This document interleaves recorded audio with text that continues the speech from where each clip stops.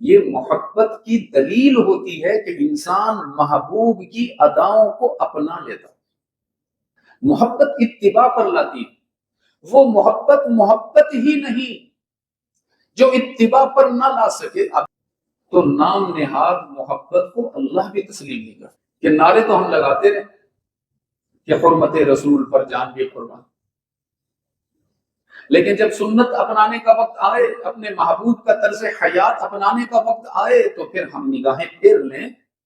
تو کسی عربی شاعر نے بڑی عجیب بات کہی، تعصی الہ وانت تظہر حبہ هذا لعمری فی الفعال بدیع لو کان حبک صادقا لاطعته ان المحب لمن يحب یطیع. اللہ اور رسول سے محبت کا دعویٰ بھی کرتے ہو، پھر اس کی نافرمانی بھی کرتے ہو.